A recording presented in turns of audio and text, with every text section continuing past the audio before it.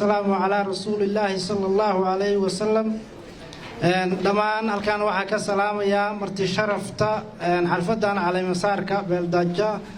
ka soo qayb gashay oo iskugu jira madaxda iskugu jira ismada dhaqanka ee maamuuska iyo sharafta badan nabadoonnada xuqaasha waxgaradka siyaasiyiinta dhalinyarada culimadiinka laamaha kala duwan ee dawladda xeer ilaalinta dhamaan ka soo qayb galayaasha xalfadan nagala soo qayb galay laamaha amnigu ay ku jiraan taliyaha ciidanka taliyaha amniga gobolka bari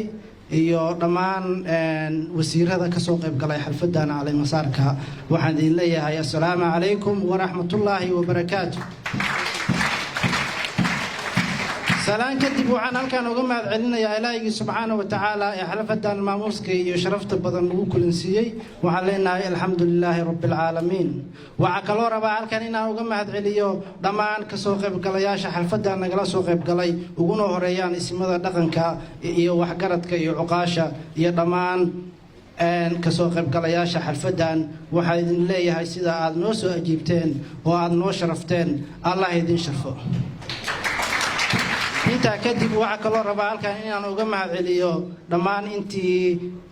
ka soo qayb qaadatay xalfadan maal juhdi dhamaan gelisay uguna horeeyaan odayaasha dhaqanka ee reerka iyo dhamaan annaga xagga iyagana waxa nooga hadlay aad ogtihiin Yaxya Beeldaaji Salaad oo isaguna inee cadeeyay inuu beeldaajihi aan anigu ahay waqtiga kooban iyo dadkoo daalan iyo ismadoo iyaguna dadaarankooda u dheeraa waxaan soo koobayaa khudbadeyda waxaan rabaa inuu ilaahay xilkan la ii doortay inuu ilaahay igu asturo oo ilaahay iga dhigo kii cadaalad iyo sinaan ummadan Soomaaliyeed aanu dhimayo isin Cabdiraxiin Saleeman baan ahay laakiin waxaan dhahayaa isin Soomaaliyeed baan ahay ninkii cadaalad iyo sinaan ummadan ugu dhaqay waxa kaloo inii sheegayaa halkan salaan iyo bogaadin aan iga wadaa garaadka guud ee beelaha absame abtigayna ah garaad kulmiye garaad maxamed garaad dool garaad wiilwaan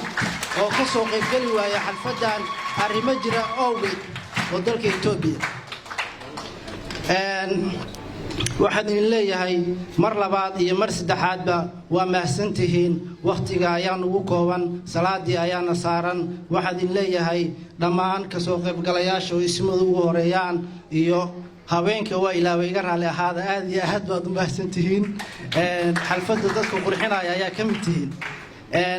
waxaan idin leeyahay Allah idin sharfo waalidkeen Allah u naxariisto ismadii intii dhimatay iyo inta noolba Allah nooga daba naxariisto wixii dhintana Allah u naxariisto inta nool ilaahay nooga daba naxariisto dhamaan ummadda Soomaaliyeed waxaan ilaahay uga baryayaa qulubtooda inuu ilaahay isku soo jeediyo oo midnimada iyo cadaaladda iyo sinaanta inuu ilaahay garasiiyo wassalaamu calaykum wa rahmatullaahi wa barakaatuh.